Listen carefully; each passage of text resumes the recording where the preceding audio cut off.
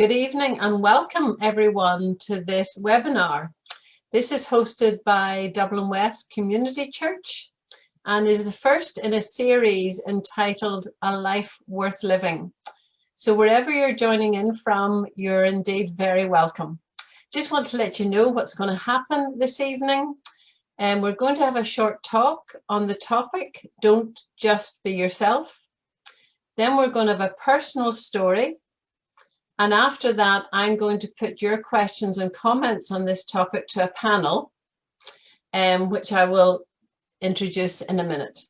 So just to say that some questions on the topic have already come in, but if you have questions or comments as you're listening to the talk, then please just put them on Facebook or email them to us at the email address that you can see. Now, we might not get to all your questions this evening, but please do put them there. And if you have questions in the future, then you can again put them on the Facebook page or email us. So I'm going to introduce to you Fraser, who's going to do the talk, Dr. Fraser Hosford, who is one of the leaders of the church and also works part-time as an economist. So I'll hand over to Fraser now and he's going to speak to the topic, Don't Just Be Yourself. And as I said, feel free as Fraser is talking, if there are questions or things that come to mind, just write them down. Thank you. Over to you, Fraser. Thank you, Joan. Thanks for your introduction and good evening, everyone. Just be yourself. In some ways, it's the cry of our age. It has become so. And that very phrase itself and other phrases like it which express the same sentiment. We hear them regularly in our popular culture. We have conversations around them just day to day. Let me give you just one example. This is the song This Is Me, which is from the film The Greatest Showman, and it contains these words. I'm not going to sing for you, but let me read them for you. And I know that I deserve your love. There's nothing I'm not worthy of. When the sharpest words want to cut me down, I'm going to send a flood, going to drown them out. This is brave, this is bruised. This is who I'm meant to be.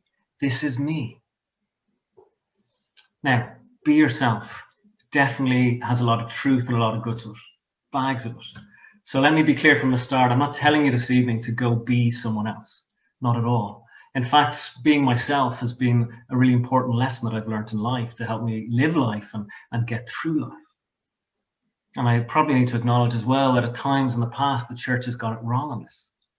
At times we've enforced behavior and uniformity, even though Jesus himself was all about acceptance. But yet I still want to explore this topic of just be yourself tonight.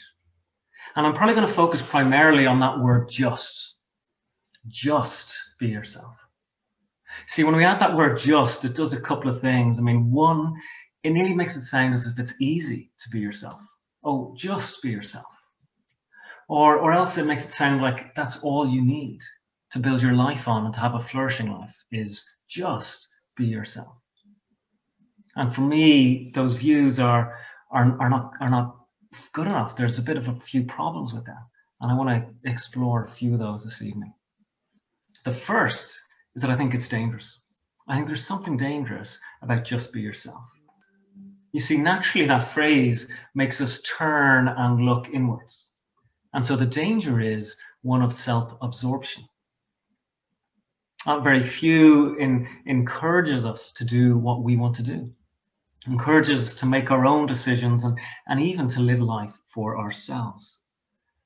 Inevitably, that perspective makes us look inward. And if we're actually going to base our life on it, this is going to be a life philosophy, then we have to ask ourselves questions, well, who am I? What do I want to do? What are my passions? What are my desires? And all of that focus raises a question for me. Is it possible for us to focus on self too much? Now, we live in a technological age.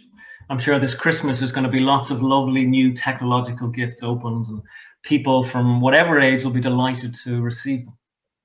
We now, with our smartphones, can take photos anywhere at any time. It's an incredible ability that we have now. And what do we choose to do with it? Take photos of ourselves. primarily. In 2015, Google said that on Android devices alone, there were 93 million selfies. That is per day, a per day figure. For the average 18 to 24-year-old, on their camera roll on their phone, every third photo is a self-portrait. I mean, come on, we even buy selfie sticks. It seems like maybe there's a bit of an obsession going on. And this is dangerous for us. It's dangerous because actually when we look at ourselves and focus in on ourselves, we tend to focus on the negative things about ourselves too. So it doesn't actually lift our moods or our spirits. Let me give one example, which I imagine we're all familiar with this year, and this very strange year of 2020 when we've had different lockdowns and different restrictions. Who amongst us has not had cabin fever at some stage? You know, we're working from home, living from home. We're not allowed to have friends and family over at certain times. And we can't go to their houses for socialization. At times we could even go 2K from our house, or maybe 5K. And we were desperate for conversation, desperate to meet someone else and talk. That focus just on ourselves in lockdown was too much for us. Psychologists talk of this idea called a small self. A small self. Virginia Sturm is a professor at UC San Francisco, and she defines a small self as this: a healthy sense of proportion between your own self and the bigger picture of the world around you. And the proposal is that actually having a small self is better and healthier for us than just fixating on our own inner world. So first, I think it can be dangerous. The second is that actually it's hard work. I know it sounds a bit counterintuitive. It's actually hard work to just be yourself. And the reason is that our society actually gives us mixed messages on this. On one hand, it says just be yourself. And that sounds lovely at first glance. But on the other hand, there are other values that our society holds dearly. And these are values like earning money, being successful and achieving things, and values of how we look, of our image, of being healthy, simply just being cool or being good crack. But when you mix those two messages together, it becomes a mixed message. So in effect, the message becomes just be yourself, as long as it's a cool yourself, or a successful yourself, or a beautiful yourself. And that's the message that we tend to take on. And the problem there is that this leads to striving for us and to stress for us. Because now we have to achieve these other values. It's become part of just being yourself. The world is your oyster, and you can make of it what you want. But now that places an expectation on you, indeed a burden to actually go and achieve something or look a certain way. And just be yourself can become a need to construct a new self, to create a new identity, a new happiness, a new achievement for ourselves. So the irony is, on one hand, we think we've ditched the old sort of oppressive tradition behind us. You know, that we had to conform to this moral standard. We've ditched that. But I wonder if actually we've taken on a new oppression. Is it possible that there's an oppression of freedom and opportunity? Because they create this expectation on us, which becomes a burden. And one of my favorite authors is a guy called Mark Sayers, an Australian author, and he puts this in a really articulate way. He says that we have dropped the weight of should have. Okay, should have is the old oppressive tradition that I should have done this or I should have done that, okay, to conform to some external standard. We've dropped that, but actually instead we've taken on the burden of could have. I could have been somebody. I could have been like that person over there.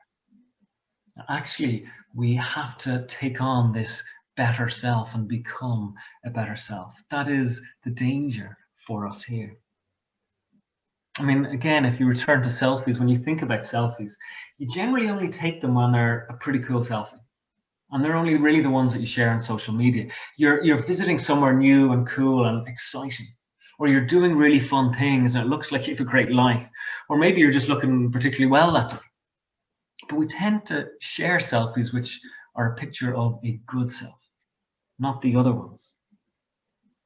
And so the problem is this philosophy of just be yourself and the individualism of that is when we meet that in the culture we live in, which is a consumerist culture. And when those two things go together, we now have to build this yourself. We have to build this new self. And we have to present a good self to the outside world. And that is tough. It's hard work.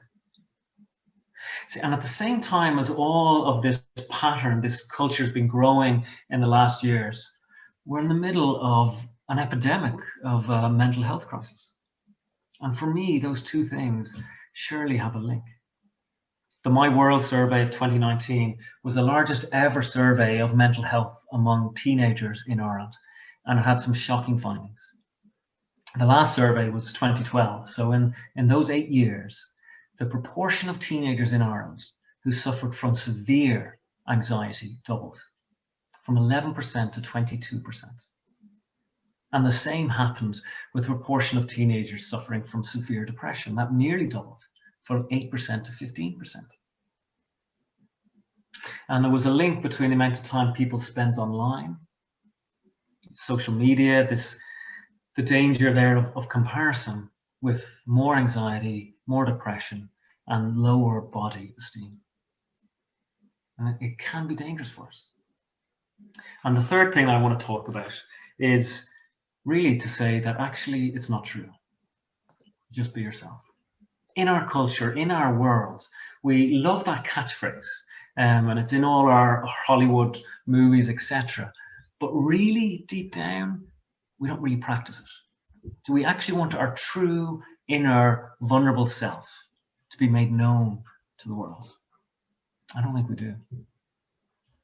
I've been watching in the last month, and I'm sure some of you, like me, have as well, The Crown, the Netflix series about the Queen and her family, and the dysfunction of it all. It's great TV. And in one of the earlier series, there's the scene, I guess it must be right at the start, where Elizabeth is about to become the Queen. She has the news that her father has died, and she now is going to ascend to the throne. She's on an airplane, I think, in the scene, and she gets this letter from her grandmother about the role and the responsibility she's about to take on from Queen Mary. And the letter says this: "And while you mourn your father, you must also mourn someone else, Elizabeth Mountbatten, for she has now been replaced by another person, Elizabeth Regina. The two Elizabeths will frequently be in conflict with one another. The fact is, the crown must win, must always win." Elizabeth could not be herself because of duty. And I think for us today, there's something similar, but actually the motive is fear. Fear stops us from being ourselves. See, most of us are afraid that actually the real me will be found out, that the inner thoughts that we have, that someone might actually find out what we really think. Imagine if someone could listen in on those inner conversations. How worrying would that be for us all? Much of our social media is actually this carefully crafted presentation of who we really want to be, of a better self, not of our true inner self. And what goes with it now is this shaming culture that when we make mistakes, society pours in. There is no great celebration of person X or Y or Z just being themselves when they do a mistweet. There is a shaming culture.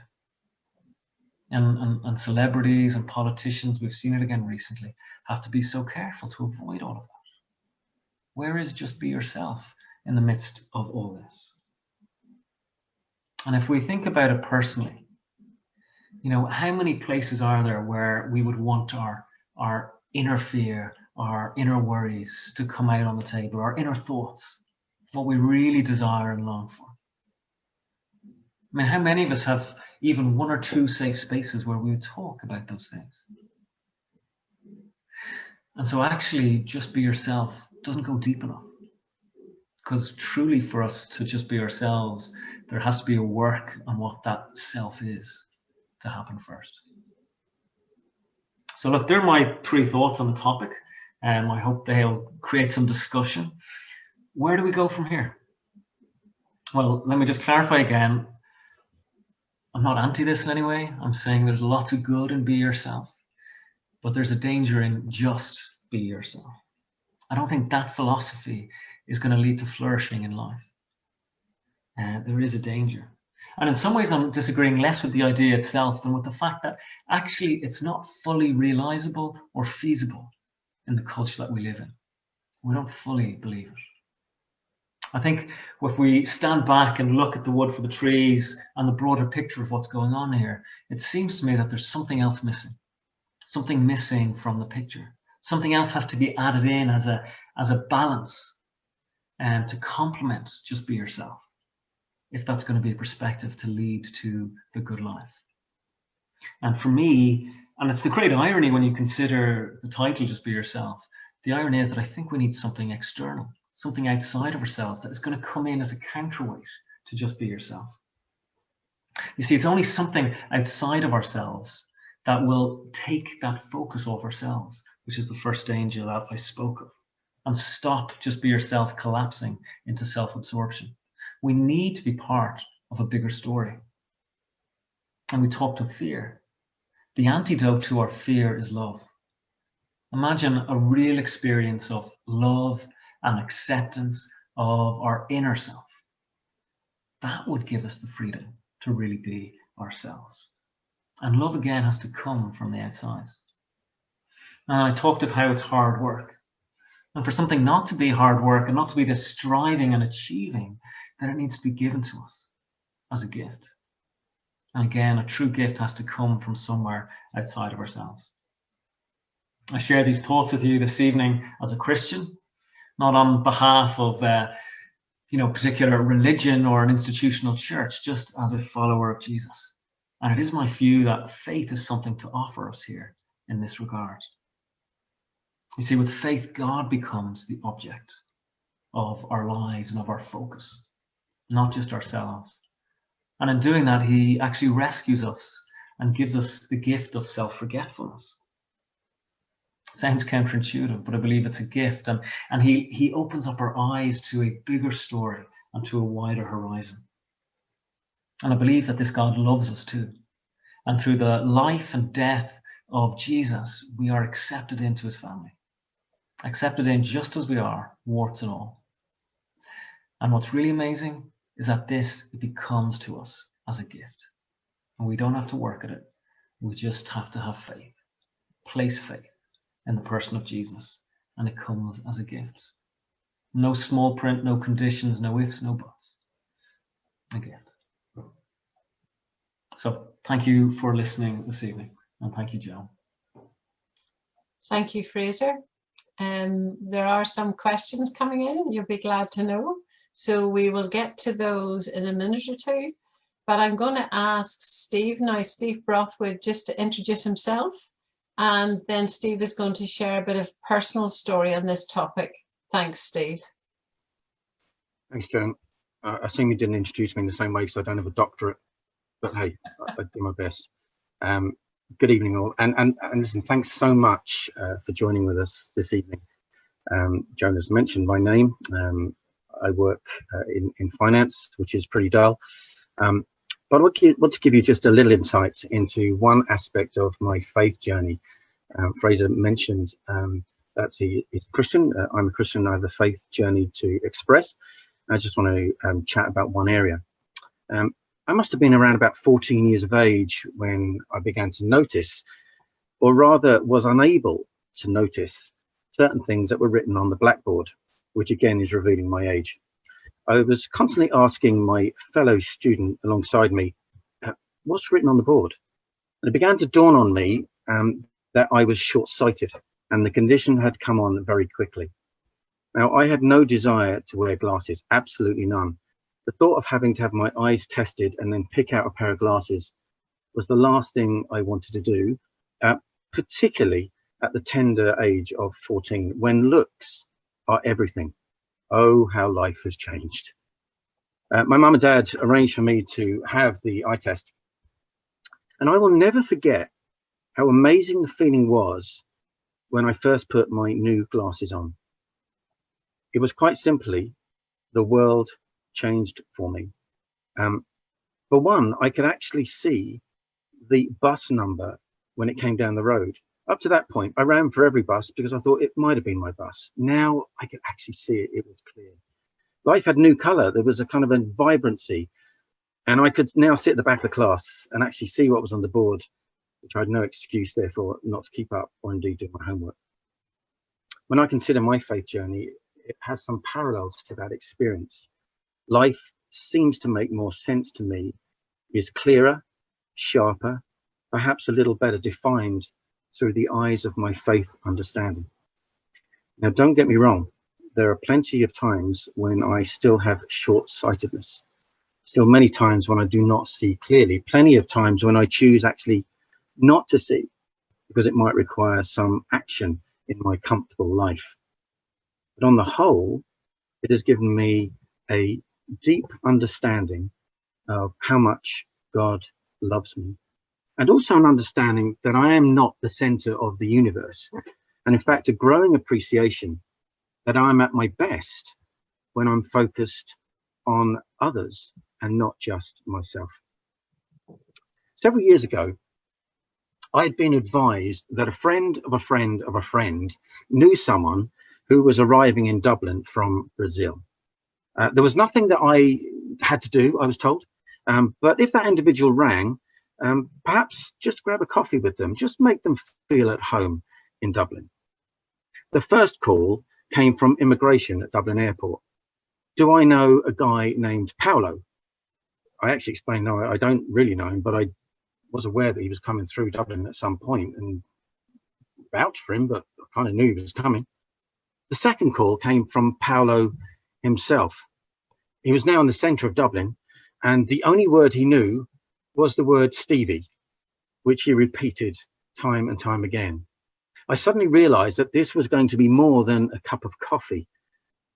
I told him to stay put, and I said that I would come to him thinking that what I would do was find a bed and breakfast nearby, settle him down, and then once he was settled, remove myself at an opportune time.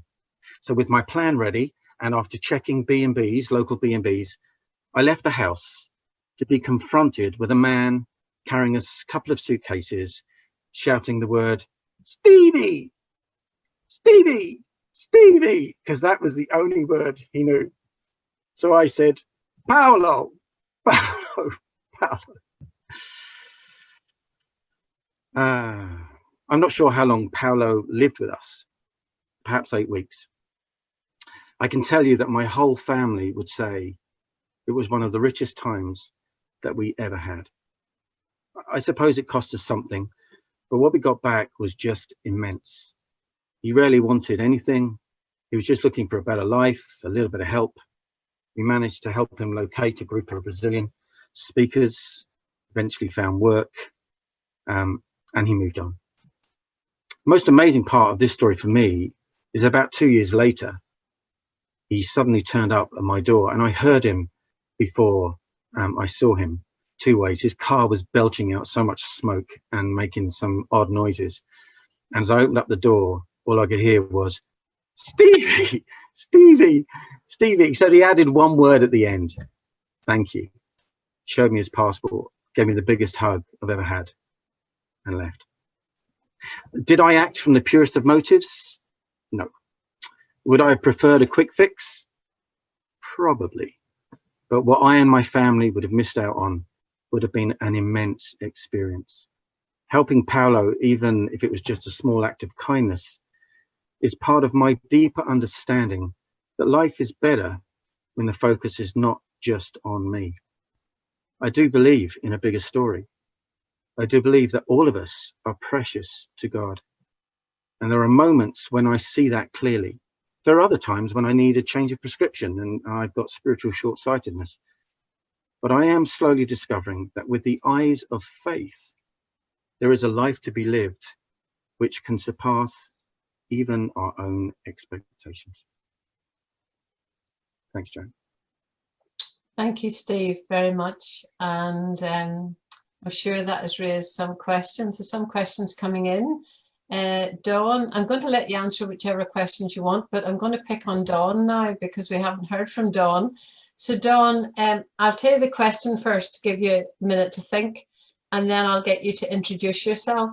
So Dawn, the question is this: was it not the church in Ireland or churches who told us that we needed to be somebody else because ourselves were not, as it were, good enough?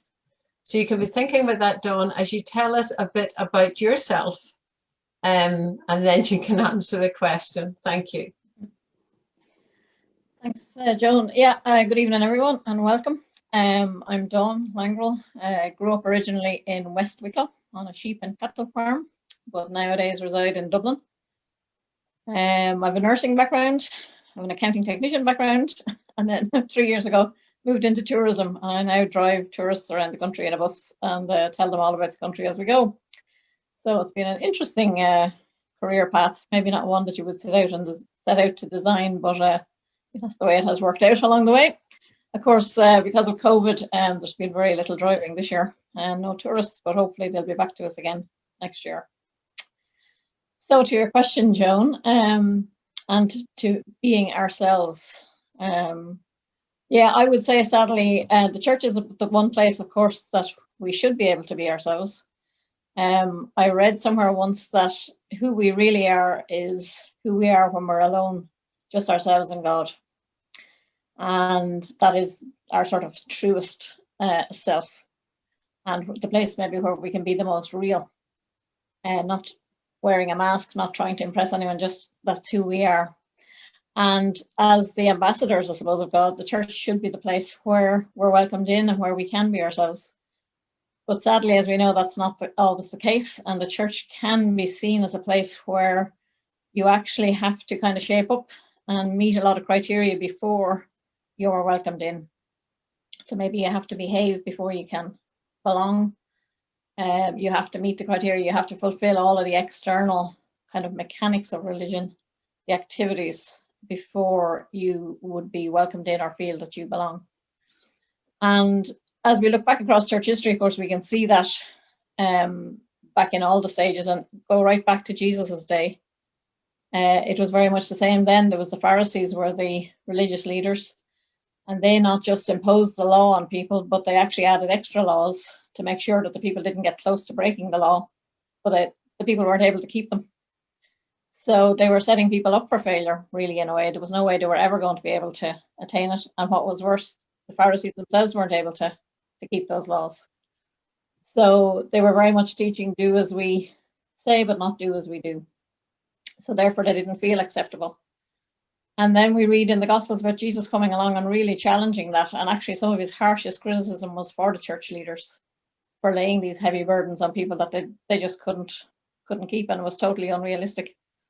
And his invitation to people, and it's amazing to see, maybe sometimes the Pharisees are trying to trick Jesus, and they bring somebody along that they know hasn't been living what we would say a good life, and they're trying to trick Jesus into saying, to make a pronouncement about them. No matter which way he answers, they're going to jump on him, but he actually challenges them.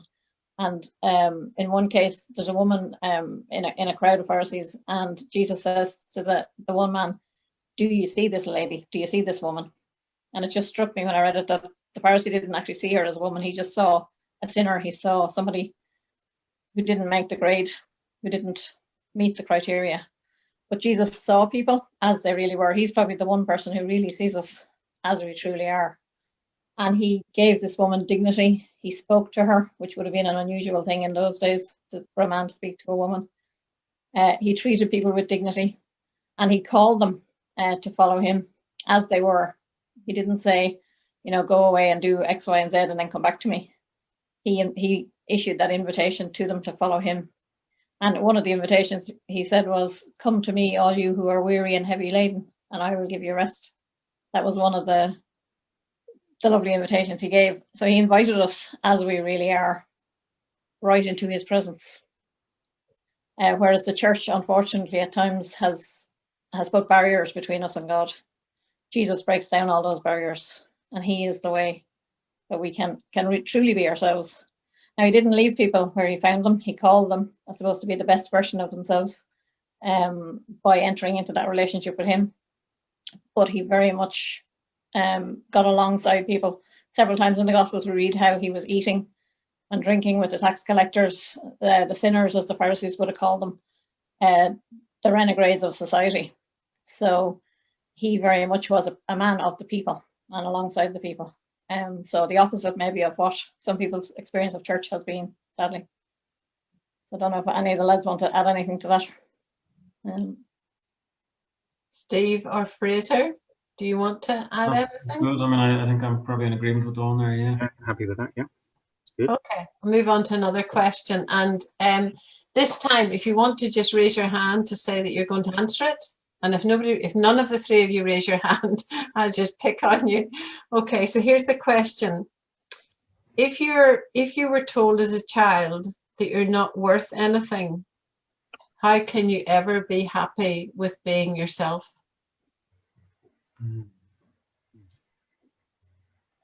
Can I just start by telling a story? Would that be okay? I found this really helpful today, and it's just because I've heard it today actually, because I think that's a crucial question that's raised in terms of, I think one of the deepest needs that we have is to be seen. It really is, to be seen as to who we are. And when people don't see us as we are, I think that impacts us deeply. There's a story, just I can't remember any of their names, so apologies. I read it in a book called Whispers, of a little girl who had a cleft palate. And she had some real difficulties when she went to school. It was at school time that she had a major difficulties. The difficulties were that the children just made fun of her because of the impairment that she had. And she was significantly struggling in school. In fact, she made up the reason that her mouth was slightly deformed is that she had fallen and cut her mouth on glass, which is why the impairment was there, because it was easier rather than trying to explain. And she tells a story that there was one class that she loved to go into, and there was a teacher in that class. I call her Mrs. M. Can't remember her name now, but she was buoyant and she was lively and she was fun, and the kids absolutely loved her. And the one thing that Mrs. M did every year, and which they all looked forward to, was a very simple thing called a hearing test, which probably shows how long ago this story was, but how long it's lived in the memory of this individual. And what she would do is she would sit each child on a chair by the door, and she would sit at her desk and she would whisper something very quietly to see if the child could hear it. Something like, "Are there any birds outside today? Is the sun shining today?" And so on. And this little girl said that her life, in terms of her view, was altered and changed by the words that she heard from that teacher in that classroom on the day she had her hearing test. As she sat in the chair, she heard these words: "I wish you were my daughter." And it just had a profound impact on her. So I agree. I think it's a challenge when we have not been seen as we truly are. And I think the evidence for me is that you can hear that voice through God saying it. Now, it often comes through others around, and you want others to back that. You want your friends to see that. But I believe at the very heart, that is the message of the gospel, that you are seen. And despite our impairments, because, man, I have 1,000 impairments. I have so many issues that I will not share publicly for obvious reasons. But in those quiet moments, as Dawn said, when you're on your own, to be able to hear that God says it. Now, I don't think it's that easy if the voices that you have in your head have been ones that have been critical, and that might need some working out and some help working that out. But I believe fundamentally it's true that God sees us and whispers those kind of words to us. That challenges us for us to hear it and believe it. Sorry if that was long-winded, but that's my response. I think that's helpful, Steve. Thank you. And now another question, and this is quite long, so you're going to have to try and take it in, okay? The world is more divided than ever. People often end up only hearing voices they agree with online, etc. and that's true of the church and Christians. How do you stop that divisiveness whilst also letting people voice their opinions? Did you get that okay? It's just about how do you with divisiveness, how do you let people be themselves and yet without being divisive? I think that's, if I'm summarizing okay. I think it's a huge issue in today's world, and you can see it across different countries, how divisions are increasing. You see it sort of in politics, you see it in everyday life. I think there's probably a few things. I mean, it's the ability to listen to and understand the other, whoever the other may be. And to do that, you have to have some form of contact. You have to be able to see across the divide, have some experience of the other to be able to understand from their viewpoint and to listen. So actually listening is, presence, contact and listening are crucial. And then to actually form community, there has to be, I think it links into our theme of just be yourself, that in itself, that is not enough of a philosophy. Because if you're just going to be yourself, you could end up just in your own little huddle, your own little corner with other people who their self is similar to yourself, and you stay there. There needs to be more than that. So there needs to be a call to go across, to love the other, to love the enemy. So I think that shows that we need a bigger sort of philosophy. Thanks, Fraser. Steve or Dawn, do you want to add anything to that? Yeah, the only thing I would just agree with everything Fraser said, and I think the joy of trying to understand the words of Jesus in this is that so often, he was looking at different groups. He didn't just focus on his own group. It would have been the easy thing to speak to the religious leaders of his day, who he understood really well. He understood the law really well. But so often he confounded people by going across borders to Samaritan people, to, as it were, speaking to women in that day, which was deemed to be sort of a thing that a religious leader wouldn't have done.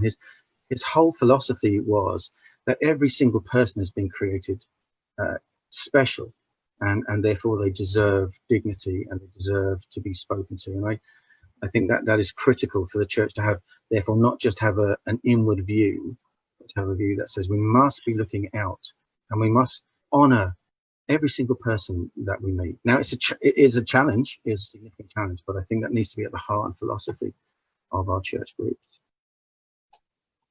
Thanks, Steve. Can I just say to all of you putting in questions, if you feel the question wasn't dealt with well enough or needs clarification, please then just write in another question and say that, please. And send it directly to Fraser, who will answer it for you. Because we do want to deal with what you're actually asking. Here's another question for you three. Do you think in today's society there's any benefits to being humble, or does it hold people back?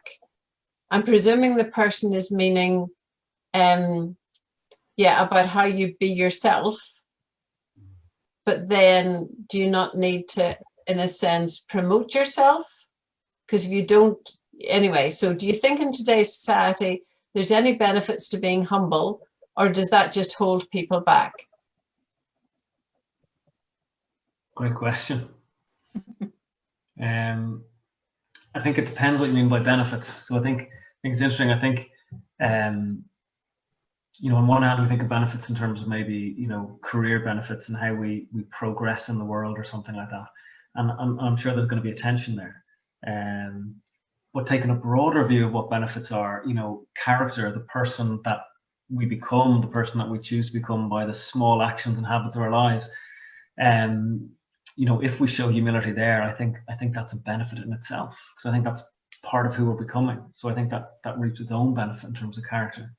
In terms of progressing in the world and society and careers and all of that, I'm sure there probably is a tension there. I'm sure there are times that, if you don't promote yourself, you might, that might cost you. But also there's times that people, trust matters a lot in work and business and in sales, that if you trust someone, you'll buy their product, and being humble is related to that. So I think it's probably a mixture.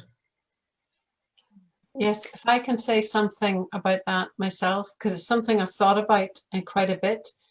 And there can be a view of that if you're secure in yourself or secure in the knowledge of God's love for you, that then you won't be humble. But it's exactly the opposite.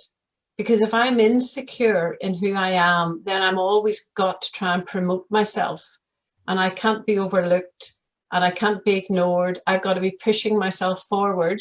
Whereas if I'm truly secure in knowing that God loves me and that I matter to him, then I can serve other people. So that has really helped me to understand that. Yeah, and I think sometimes we use the word humility as almost like timid and sense of weakness. I think some of the strongest people I've met have been fully assured of who they are very strong, and yet aren't pushing it, aren't expressing it, aren't taking credit for things necessarily. You see something really deep within them, and you want to follow that kind. I want to follow that kind of person, if I'm honest. And again, when you go back to the Gospels, and I know you're looking at Jesus, who is ultimately, A1. I appreciate that. But there were times when people really wanted to put him on the pedestal, really wanted to make something of him, said, come on, this is your canvas, make it big. This is your moment. And he often wouldn't. In fact, he always said to people, look, don't talk about this stuff. Keep it to yourself. There was something just really powerful about that. And yet, at other times, people were just so amazed at his quiet authority. They come to say, thing, we've never been spoken to like this before. We've never had someone who's spoken with such power and authority. But he obviously didn't use big shouty words or make a big deal of it. There was something deep within him that was powerful and yet humble. Now, I know he's pretty special, but I guess that's what we're kind of called to live as well, that kind of life. Yeah, I was just going to add, I think it's a very attractive quality in somebody. I think somebody who, and as you say, it's a real strength. I would be much more attracted to spending time with somebody like that than somebody who is very much pushing their own agenda and, putting themselves out there. I think there's a real strength in it. I don't think we're not called to be doormats either, but if we have that confidence and assurance of who we are, I think we can just get on with living our life. We don't need to be broadcasting out there, but it's a very attractive quality, I think, in somebody. And I've been told that humility is one of my strongest assets. No comment on that, Steve.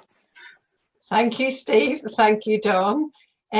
Just to say, we haven't got much longer, so if you're listening and watching and want to put in a question, please do. But another question for you three is this. It all sounds great about being yourself and God's love, but how does that fit with all the stuff in the Bible about needing to change? Yeah. There's a great line in scripture. Fraser will tell you where it is because he's the pastor. But there's something that happens. It's kind of like the new glasses thing. I think if you kind of approach it on the idea of, I now need to change. I'm going to start believing I now need to change. These things now need to be changed in my life. I think that can be a challenging way to approach it. I think something happens deep on the inside when you discover, and I think it is a discovery of how much that you are loved and cared for and appreciated, and also that this inner turmoil sometimes that we have about not living up to ourselves and having issues, where we suddenly realize that it's covered by this love because of Jesus. I think something imperceptibly begins to change in life, and it's called transformation. So the scripture talks about us becoming new creation. So it's not like I'm now putting on my religious vest and I'm going to try real hard at this, and I'm going to follow the rules and do my best. It might look like that from the outside, but I think real faith is relationship. So it's this sense of I'm becoming more and more known to God. As I do, I live more at peace with the fact that I'm loved, and my heart somehow is enlarged by that. And that then enables me to live in a slightly different way. Now, the reason why we don't do it on ourselves, on our own, because we could sit in a room and say, well, I don't need to go to church to do that. Actually, I need others to encourage me to keep working at that and to work that through and to understand that. It's not easy. But I do think that that is the way that I see it, that my heart is enlarged because my God loves me. And therefore, it's not just about me trying hard to follow rules, although my life should look different if I'm following Jesus. I hope I answered that question. That went around the circle a bit. Apologies. No, I think that's fine. Steve. Fraser, were you going to say Yeah, something? well, I'll try and be brief. I think it's a great question. I think one way of looking at it is the scriptures start with creation and fall, and the sense that we're made to be this person in God's image, and we're a good person, we're created well, and then we fall into disrepair. And the thought of change from that at times sounds intimidating, and it's not something we want. We don't want to have to change our lifestyle. We just want to be ourselves in that moment, even though we're fallen. But actually, to change from that place on is to become part of who we were meant to be. So it actually is a change into being our true selves. Even though there are moments where it might seem difficult, it is actually a change into our true selves. And actually, the great prophet Bono wrote in a song. I do like this. He says, "I was born to sing for you. I give you back my voice." And I think it's a fantastic way of seeing it. That what Fraser was saying. Actually, we're growing into be who we truly are when we understand that God is in our lives.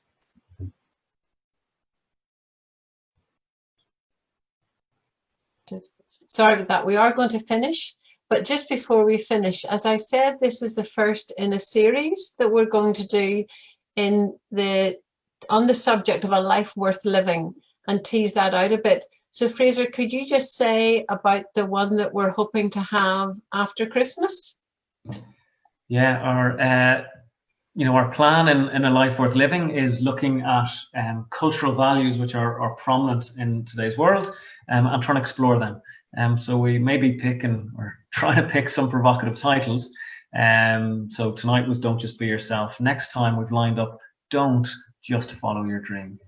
Okay, don't just follow your dream. And we're going to explore that cultural value, which will have good bits and bad bits in it, and see what we do with it. So please do join us. And please do communicate with us. It seems very odd not being able to see each other and talk to each other, but we really do want your input. And if you have questions around that topic or other topics that you think you would like us to talk about and investigate and tease out a bit, would you please come back to us? But I do want to say thanks to Fraser, thanks to Steve, thanks to Dawn. It is a bit daunting not knowing what you're going to be asked. So thank you each very much. And just to say that at the end of this, there will be a slide on the screen with our details, if you haven't got them already, so that you have that clear. But please keep in touch. Please let us know what you're thinking. And I do want to say to each of you, thank you for coming and being involved. And I do hope that you will have a really happy Christmas, and a Christmas when you will really know the value of yourself and why God came in the person of a baby. So thank you all very much.